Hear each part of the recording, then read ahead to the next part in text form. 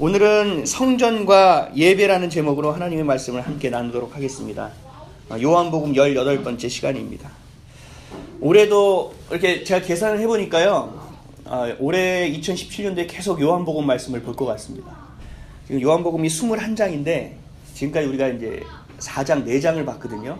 근데 18번째 말씀을 나누고 있는 걸 보니 아마 올해 내내 귀한 요한복음의 말씀을 나누지 않을까 이렇게 생각됩니다. 그래서 집에서 묵상하실 때 다른 말씀 묵상하시는 것도 좋지만 요한복음 말씀을 좀 많이 읽어보시고 묵상하셨으면 좋겠습니다.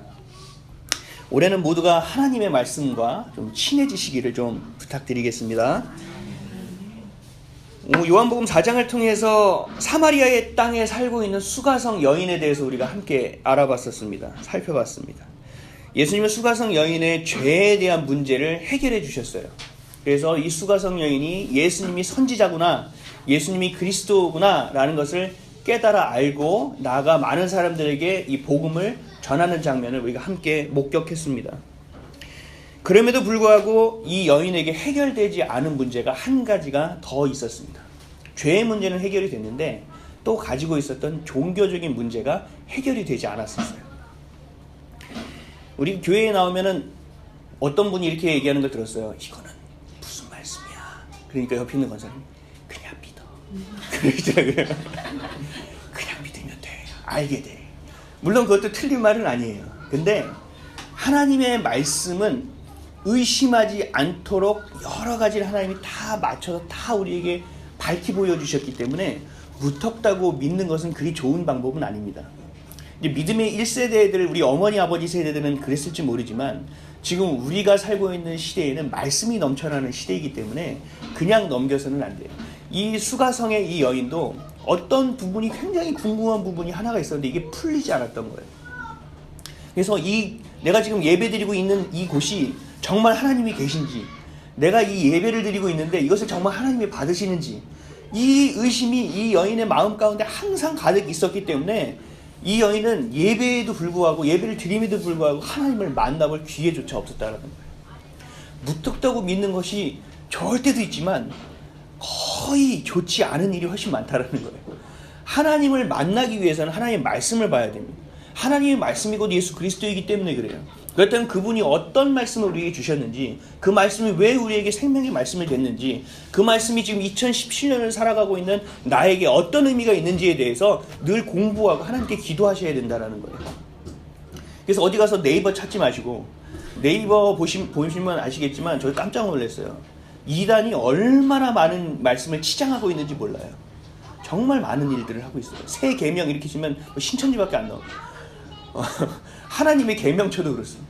그러니까 거기 물어보지 마시고 주의 종들을 활용하시길 바랍니다. 물어보셔서 저에게 이 일감을 좀 주세요. 그래서 저도 좀 도전받고 공부할 수 있도록. 그래서 언제든지 카카오톡이 새로운 시대를 열지 않았습니까? 톡으로 저에게 물어보셔서 하나님의 말씀을 좀 알고, 또 진짜 이 수가성 여인처럼 예배를 드리는데 예배가 아니고 하나님의 말씀을 볼 때 좀 하나님의 말씀이 아닌 것이 아니라 단 한 구절을 보고 단 한 번의 예배를 드려도 진정으로 하나님을 만날 수 있는 여러분 되시기를 주님의 이름으로 축원드립니다. 아멘. 근데 이 여인이 종교적인 갈등이 굉장히 깊었어요. 문제가 있다는 것을 알고 있었어요. 근데 이 여인이 그런 의심을 할 수밖에 없었어요. 이건 좀 역사를 좀 거슬러 올라가 봐야 되는데요.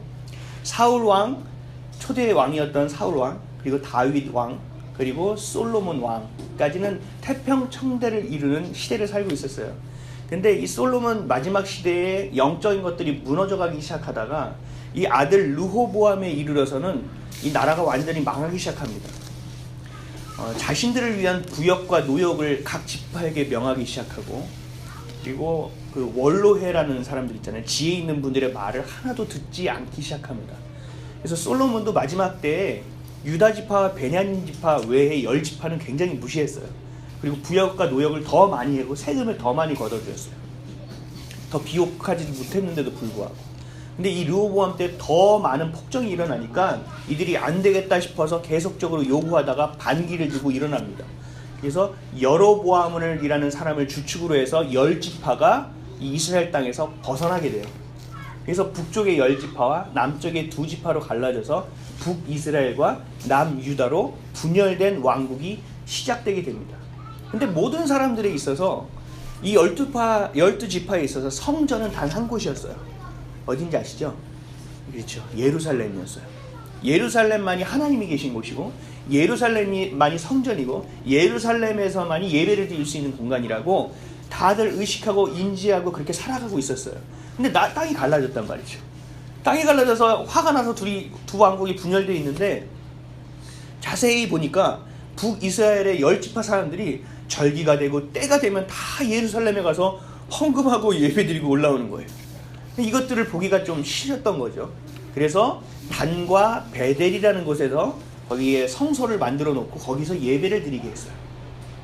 그래서 예루살렘 외에 다른 성전이 생기게 됩니다. 근데 문제는 뭐냐면 북이스라엘에서 예루살렘에 가지 못하게 하려고 또 다른 장치를 만들었다는 거예요. 뭐냐면 성소에 금송아지를 만들었어요. 너희들이 힘들지 어렵지, 하나님은 이런 분이야. 이런 금송아지 같은 분이야. 처음부터 우상시하려고 했던 건 아니에요. 이렇게 풍요롭게 우리에게 줄 수 있는 분이야 라고 얘기하려고 했던 것이 이제 우상적인 흐름으로 가기 시작한 거죠. 거기서 끝나지 않았어요. 그래서 북이스라엘과 남유다가 굉장히 안 좋았죠. 성소를 가지고. 근데 여기서 끝나지 않았어요. 나중에 바벨론에 의해서 나라가 망하고 예루살렘 성전이 파괴되고, 그리고 그 성전이 파괴된 이후에 다시 스룹바벨이라는 사람을 통해서 포르기 때 돌아와서 다시 성전을 재건하게 됩니다. 근데 이게 재건할 때 사마리아 사람들이 와서 우리도 같이 할래, 우리도 같이 도우면 안 될까 했는데, 유다 사람들이 너희는 시도 다른 놈들이 뭘 하고 무시한 거죠. 그래서 이들이 화가 나서 그 다시 증축하고 보수하는 것들을 방해합니다. 그러면서 자신들이 나가서 다시 한번 성전을 만들게 되는데, 그걸 어디다 만들었냐면 그리심산이라는 곳에 만들었어요. 이 신명기를 보면 그리심산이라는 곳에서 많은 축복을 했었어요. 하나님이 주신 축복은 어떤 축복이 있고, 어떤 것들은 나쁜 것이고, 어떤 것은 죄고, 어떤 것은 축복인지 설명했던 곳이 바로 그리심산이에요. 그래서 이 그리심산을 이들이 성소로 만들어 버립니다. 그래서 예배 드리는 곳이 두 군데가 돼버린 거예요. 나중에 지금 이 수가성 여인이 살고 있는 시대에서. 그래서 이 여인은 북이스라엘의 전통으로 봐서는 그리심산이 교회고, 그리심산에 하나님이 계시는 거고, 그리심산만이 하나님이 계신 성소로 여기고 살았어요. 근데 남유다 사람들은 또 어땠죠? 전통에 따라서 예루살렘만이 하나님이 계신 곳이고, 예루살렘에만이 하나님이 계신 곳, 예배 드릴 수 있는 곳이라는 것을 생각하고 얘기하게 된 거죠. 그래서 이 수가성 여인, 이 사마리아 여인은 늘 갈등이 깊은 거예요. 지금 내가 드리고 있는 이 교회에 하나님이 계신가? 지금 내가 드리고 기도하고 있는 이거 하나님이 들으시는가? 내가 속죄의 양을 데리고 가서 번제를 드리고 화목제를 드리는데 이것을 하나님이 진정 받고 계시는 것인가? 내가 쓰잘데기 없는 짓을 하고 있는 것이 아닌가 하고 고민하고 있었다는 겁니다. 이 믿음이 차에 채워져 있어야 될 자리에 이 여인은 늘 하나님 앞에 가서도 의심이 가득했다는 거예요. 오늘 본문 20절 말씀 한번 다 같이 읽어볼까요? 20절입니다.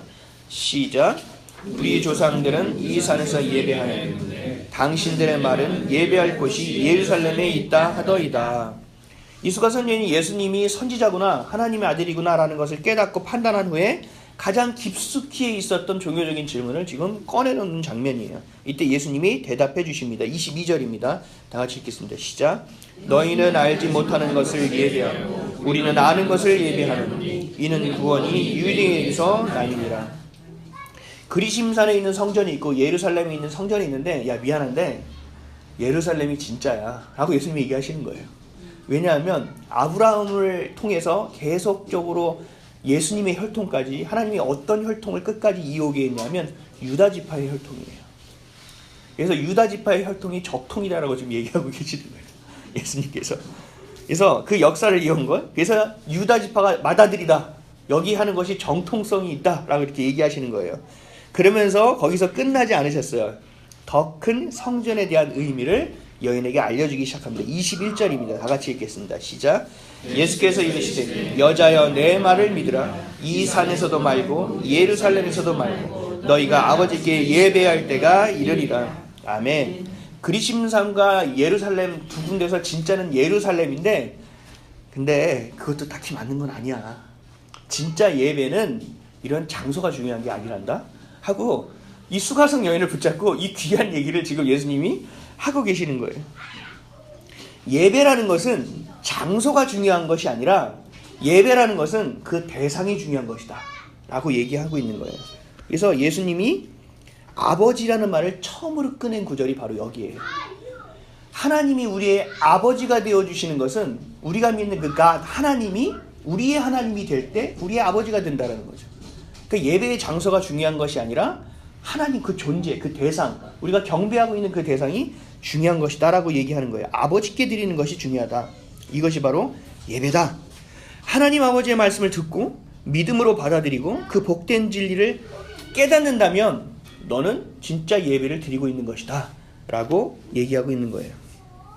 예수님은 수가성 여인의 구원을 주시고 또 그것을 넘어서 진정한 예배가 무엇인지 우리에게 지금 말씀하고 계시는 거예요.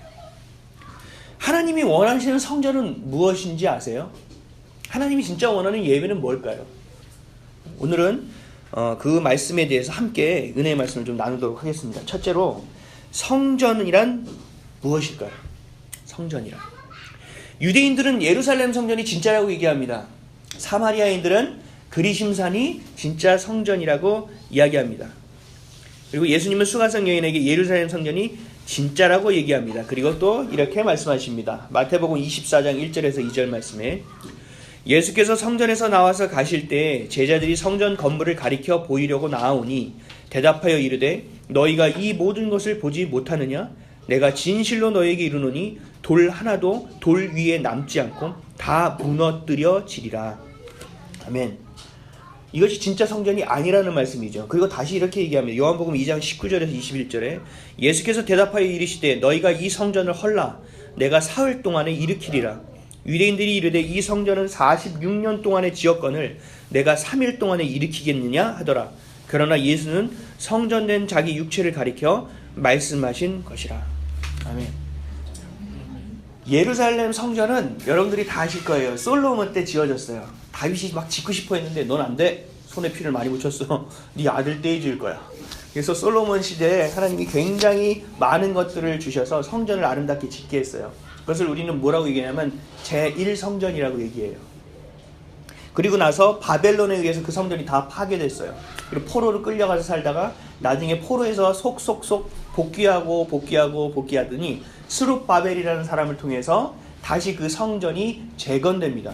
근데 많은 것들이 부족한 시대였고 또 많은 것들이 물자도 없던 시대였기 때문에 좀 약식으로 보수했던 것 같아요. 그래서 되게 볼품이 없었나 봐요. 그러나 이것을 우리는 스룹바벨 성전이라고도 얘기하고 제2성전이라고도 얘기해요. 그래서 나중에 로마 속국이 됐을 때 이스라엘 왕으로 등극하는 사람이 생깁니다. 그것을 사람을 바로 헤롯이라고 얘기합니다. 예수님 영화 보면 헤롯 굉장히 많이 나오죠. 그렇죠? 그 헤롯을 피해서 마리아와 요셉과 예수님이 다 애굽으로 도망치는 사건도 벌어지죠. 이 헤롯을 통해서 헤롯이 에돔 사람이에요. 에돔 사람은 늘 무시당했던 사람이에요. 근데 이스라엘 왕이 됐으니 이들의 마음을 잘 사야 될 거 아니에요. 그래서 헤롯이 가장 먼저 했던 일이 뭐냐면 이 무너졌던 성을 재건하고 확장하는 일이었어요. 제2성전을 확장하고 재건한 거예요. 근데 이스라엘 민족이 다시 독립을 부르짖고 또 로마의 반기를 들고 헤롯의 반기를 들고 막 전쟁을 일으키고 무장봉기를 하니까 로마에서 티투스라는 장군을 파견합니다. 그래서 티투스라는 장군이 나와서 이들을 수많은 유대인들을 죽이고 성전을 다 부셔버립니다. 그러면서 서쪽 벽을 하나 남겨둡니다. 왜 남겨뒀냐면 부시다가 실수한 게 아니라 로마인의 위대함을 얘기해 주는 거예요. 너희들은 이것밖에 안 돼. 잘 봐. 이거 남아있지. 다 부신 게 맞는 것은 너희 야훼 하나님인지 모르지만 이 부신 것은 위대한 로마인이야 라는 것을 보여주려고 성벽 하나만 남겨놨어요. 그것이 지금 우리가 말하는 뭐죠? 통곡의 벽입니다. 서쪽 벽이에요. 지금 이스라엘에 가 있는 제 후배 전도사님이 계신데 그분이 걸어서 통곡의 벽까지 갈 수 있대요. 그래서 왔다 갔다 한대요. 많은 사람들이 절기 때마다 통곡의 벽에 올라오지만 수시로 올라온대요. 가족들끼리 올라와서 아버지, 어머니가 자식들의 머리를 얹어서 여기서 축복해주고 야곱의 축복의 기도문을 읽고 함께 예배를 드리는 것은 바로 거기에요. 왜냐하면 이 사람들은 성전에 하나님이 거한다고 생각하기 때문에 그래요. 그래서 이 전도사님이 저한테 뭐라고 얘기했냐면 목사님, 성전이 거의 우상시 된 것 같아요 라고 얘기하더라고요. 하나님께 기도하는 게 아니라 성전을 향해서만 기도해요. 그렇게 얘기하더라고요. 이들은 예수님이 메시아인지도 모르고 있고, 그 예수님이 이 땅에서 승천하시면서 우리에게 성령을 주셨는데 그 성령도 인지하지 못하니 이들에게 있어서는 구약의 하나님이 지금의 하나님으로밖에 인식이 될 수 없는 거죠. 그래서 이 성전에서 이들은 와서 늘 예배를 드립니다. 절기마다 또 가정의 대소세 때마다 옵니다. 그러나 예수님은 이 성전을 가리켜 성전이라고 얘기하지 않으셨어요. 이 전통과 율법과 모든 것이 담겨 있음에도 불구하고 예수님은 이것을 성전이라고 안 하시고 자신의 육체를 가리켜 성전이라고 하셨습니다. 사도 바울은 이렇게 얘기합니다. 로마서 12장 4절에서 5절 말씀에 우리가 한 몸에 많은 지체를 가졌으나 모든 지체가 같은 기능을 가진 것이 아니니 이와 같이 우리 많은 사람이 그리스도 안에서 한 몸이 되어 서로 지체가 되었느니라. 아멘. 그리스도가 성전이 되기 때문에 우리 또한 그 안에서 한 몸이 되어 하나의 성전을 이뤄가는 것이다 라고 얘기하는 겁니다. 우리 또한 하나님과 예수님이 머리 되고 우리가 몸에 대한 지체됨으로 인하여 우리 또한 성전이 되는 것이 당연하다고 말씀하고 있는 거예요. 또 보충해서 이렇게 설명합니다. 고린도후서 6장 16절에 하나님의 성전과 우상이 어찌 일치가 되리요? 우리는 살아계신 하나님의 성전이라. 이와 같이 하나님께서 이르시되 내가 그들 가운데 거하며 두루 행하여 나는 그들의 하나님이 되고 그들은 나의 백성이 되리라. 아멘. 우리가 하나님과 함께 하나님의 하나의 성전이 됨으로 인해서 하나님은 우리의 하나님, 하나님은 우리의 아버지가 되시고 우리는 하나님의 백성이 된다고 얘기하는 거예요. 좀 더 넓게 말씀하셨죠. 그러면서 다시 이제 구체적으로 분명하게 얘기하는 구절이 있습니다. 고린도전서 3장 16절입니다. 너희는 너희가 하나님의 성전인 것과 하나님의 성령이 너희 안에 계시는 것을 알지 못하느냐. 굉장히 직설적으로 얘기하죠. 너희는 성전이라는 거예요. 너희는 성전이라는 거죠. 교회 가서 막 청소하고 깨끗이 하고, 교회에서는 담변기가 뿜어지면 안 되고, 교회는 거룩한 곳이 되어줘야 되고, 교회에서 싸우지 말아야 되고, 이러면서 가서 내 몸뚱아리는 마음대로 하는 거에 대해서 얘기하는 거예요. 그것만이 성전이 아니라 너 자체가 성전이다. 너 자체가. 성령이 하나님의 임재가 있는 곳은 성전이 되는 거예요. 그렇기 때문에 이곳도 성전이 될 수 있는 것이고 여러분 한 명 한 명이 성전인 거예요. 이런 어린아이들도 무시해서는 안 돼요. 이런 어린아이들도 다 성전이라는 거예요. 그래서 성전에 대한 얘기를 다시 한번 하고 계시는 거예요. 성령이 우리 안에 계시기 때문에 우리는 이제는 완벽한 성전이 될 수 있다. 에베소서 2장 20절에서 22절에 너희는 사도들과 선지자들의 터 위에 세우심을 입은 자라. 그리스도 예수께서 친히 모퉁이 돌이 되셨느니라. 그의 안에서 건물마다 서로 연결하여 주 안에서 성전이 되어가고 너희도 성령 안에서 하나님이 거하실 처소가 되기 위하여 그리스도 예수 안에서 함께 지어져 가느니라. 아멘. 그냥 너희는 성전이야 끝, 이게 아니라는 거예요. 너희가 성전인데 예수 그리스도 안에서 지체로서 너희가 성전이지만 이제는 성전으로 만들어져 가고 있는 거라는 거예요. 그래서 우리는 신학적인 표현으로 성화라고 이야기하죠. 그렇죠? 성화의 과정이 우리가 성전이 되어져 가는 과정과 똑같다고 말씀하시는 겁니다. 그렇기 때문에 우리의 삶 자체, 삶의 과정, 인생의 과정 자체가 바로 성전의 과정이에요. 개척하면 저보고 뭐 많은 사람들이 와, 그거 아니에요. 여러분들도 지금 개척하고 계시는 거예요. 여러분들이 성전을, 내 삶을. 그렇기 때문에 성령님이 반드시 계셔야 되는 것이고 우리의 주인이 성령님이 계셔야 되고 성령님의 인도함 없이는 살아갈 수 없게 되는 것입니다. 그렇기 때문에 성전의 장소가, 예배하는 장소가 어디가 되느냐는 큰 의미가 없다는 거예요. 큰 교회, 거룩한 교회, 아름다운 교회, 이것도 참 좋죠. 보기에 먹음직하고 보암직하고. 이것이 더 중요한 것이 아니라는 거예요. 더 중요한 것은 뭐냐면 내가 성전이 되는 것이 굉장히 중요하다라고 말씀하는 거예요. 지금 수가성 의원이 예루살렘이 진짜입니까? 그리심산이 진짜입니까? 이렇게 얘기하는 것은 아무런 의미가 없다라는 겁니다. 또 예배 순서도 그래요. 교회 가면 순서들이 다 다르죠. 그 예배의 순서와 그 것들은 예배의 전통에 의해서 내려오는 거예요. 근데 이런 전통도 수백 년에 걸쳐서 내려온 전통이지만 이것도 뭐 버리려면 버릴 수 있다라는 거예요. 이것이 그렇게 중요한 것이 예배가 아니라는 것을 얘기하고 있는 거예요. 우리는 전통에 묶일 필요가 없다라는 겁니다. 카톨릭과 우리 기독교가 다른 가장 큰 이유 중에 하나가, 카톨릭은 전통과 하나님의 말씀을 동일시합니다. 지금까지 해왔던 전통, 많은 사도들이 이야기했던 그 전통, 그런 명언들과 하나님의 말씀이 동일하게 여겨져요. 우리는 그렇지 않잖아요. 우리는 전통을 언제라도 버릴 수 있습니다. 뭐가 중요하다면 예수 그리스도의 말씀이 그렇게 행하신다는 거예요. 때문에 우리는 우리에게 성전에 대한 의미를 좀 다시 한번 알아야 돼요. 우리 2017년도를 맞이하는 우리에게 진짜 성전은 뭡니까? 진짜 성전. 고촌에 있는 아이비 처치입니까? 여기가 진짜 성전일까요? 물론 그렇습니다. 이것도 성전이에요. 이 교회의 머리가 되시는 분이 예수 그리스도라면 이것은 성전이 맞습니다. 그러면 여러분의 가정이 혹시 성전입니까? 여러분의 가정? 성전입니까? 아니면 지지고 볶는 장소입니까? 여러분의 가정도 성전입니다. 어떻다면 그 가정의 주인이 예수 그리스도라면 여러분들의 가정은 성전입니다. 지지고 볶든 관계없습니다. 여러분 자신은 어떻습니까? 여러분 자신은 성전입니까? 맞습니다. 그렇습니다.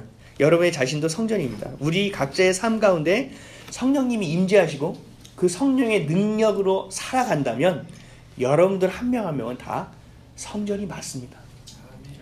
여러분들이 성전이 되시고 그 가정이 성전이 돼야 이곳도 성전이 될 수 있습니다. 여러분들이 부흥하고 그 가정이 그 하나님이 주신 기쁨으로 부흥해야 이 교회도 부흥할 수 있습니다. 여러분들이 성전이 되심을 반드시 기억하셔야 돼요.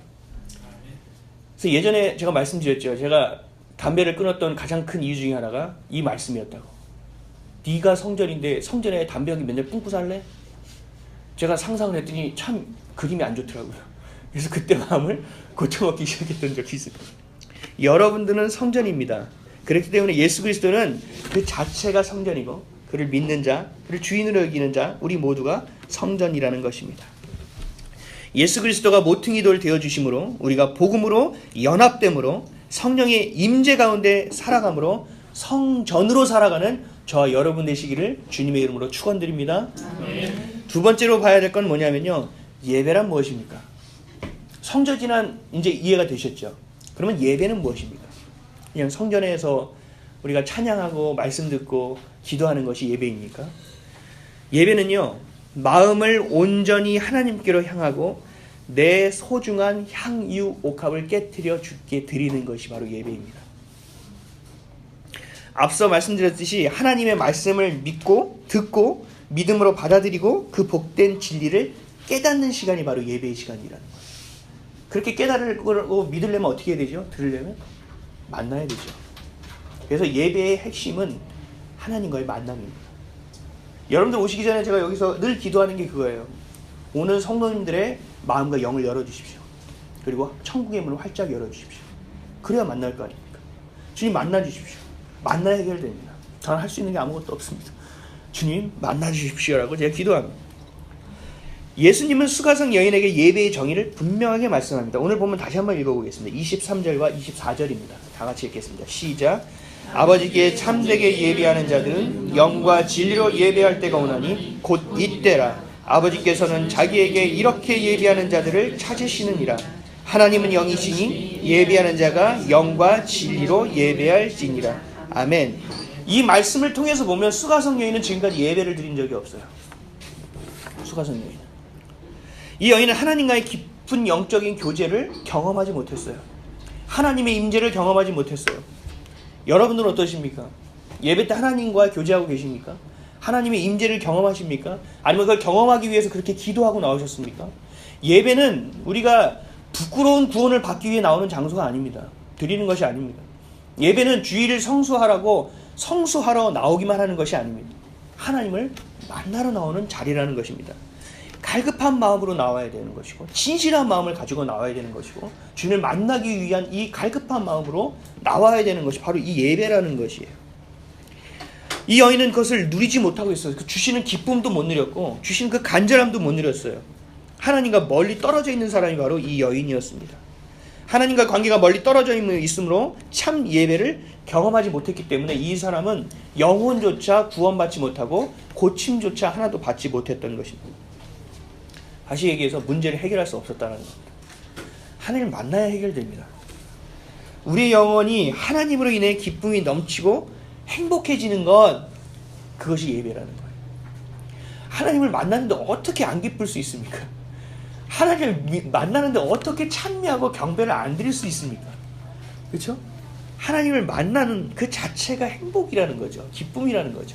그게 바로 예배라는 것입니다. 그래서 예배는 원래 축제가 돼야 돼요. 제가 찬양을 참 못해서 막 신나는 찬양을 잘 못해요. 근데 예배는 정말로 신나야 돼요. 그래서 저는 나중에 이제 교회 아이들이 많이 오면 지금 저희 아이들한테도 마찬가지 말씀을 좀 전해야 되지 않을까? 아이들에게 말씀을 가르쳐야 되지 않을까? 가정 예배에서 충분합니다. 저는 아이들이 가져야 될 것 가장 소중한 건 뭐냐면 교회 나오는 것이 즐거워야 된다고 생각합니다. 저희 은원이는 그래서 늘 물어봅니다. 6살 딸은 교회 몇 밤 자면 교회 가요? 교회 가는 게 기대해요. 뭐 별것도 없는데 교회 가면 너무 기쁜가 봐요. 좋은가 봐요. 그래서 교회 가는 게 기대돼서 아빠 몇 밤 자야 교회가? 오늘 교회 또 가는 거야? 너무 좋아하더라고요. 왜 좋아하는지 잘 모르겠습니다만 우리도 그런 기쁨이 있어야 된다는 겁니다. 이런 예배를 성경에서는 뭐라고 얘기하냐면 신령한 예배라고 합니다. 로마서 12장 1절에 그러므로 형제들아 내가 하나님의 모든 자비하심으로 너희를 권하노니 너희 몸을 하나님이 기뻐하시는 거룩한 산 제물로 드리라. 이는 너희가 드릴 영적 예배니라. 이런 영적 예배를 드려야 되는데 어떻게 또 산 제물로 드려야 되는 거죠. 그래서 옛날 사람들은 오인했어요. 그래서 사람들 산 제물로 드릴 걸 찾고 여기서 처녀가 누구야? 이렇게 찾아서 산 제물로 자꾸 드리려고 했다는 거죠.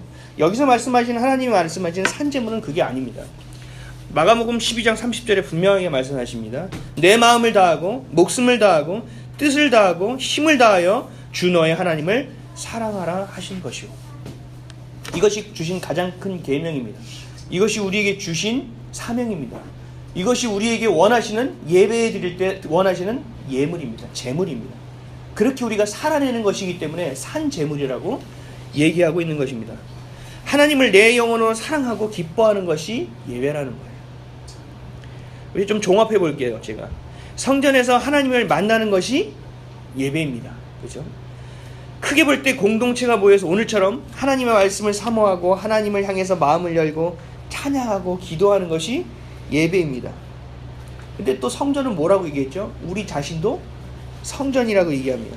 따라서 성전된 우리가 우리 안에 임하신 성령과 삶을 살아내는 것도 예배입니다. 여러분들이 교회잖아요. 성전이잖아요. 여러분들이 나가서 살아가는 것이 예배라는 겁니다. 그것이 바로 거룩한 산 제사라는 겁니다. 그래서 우리 교회에는 다른 예배가 없잖아요. 주일 예배밖에 없잖아요. 주일 예배 때 다들 보셨는지 모르겠지만 주보를 보면 헌금기도 축도 옆에 뭐라고 써있느냐면 파송이라고 되어 있습니다. 여러분들은 아는지 모르는지 모르겠지만 저는 여러분들을 세상으로 매주 파송하고 있습니다. 왜냐하면 여러분들은 하나님의 자녀이고 여러분들이 하나님의 성전이고 여러분들이 하나님의 교회이기 때문에 여러분들이 나아가서 살아내는 것이 예배가 된다는 거예요. 그래서 여기서 충전받고 힘을 받고 담대함과 용기를 가지고 하나님의 말씀을 붙잡고 뛰쳐나가는 겁니다. 그러다가 한 대 맞고 두 대 맞고 넘어지고 밴드 붙이고 막 힘들고 먼지 묻고 머리 뜨고 팔 막 다리 절고 다시 교회로 나오는 거예요. 주님 치료해 주세요. 그래서 가장 좋은 가장 아름다운 예배의 케이스가 뭐냐면요. 새벽 기도예요. 그거는 내가 교회됨을 인정하고 내가 교회를 쓰는 시간이에요. 또 중요한 게 뭐냐면요. 가정 예배의 시간이에요. 가정이 교회로 세워지는 시간이에요.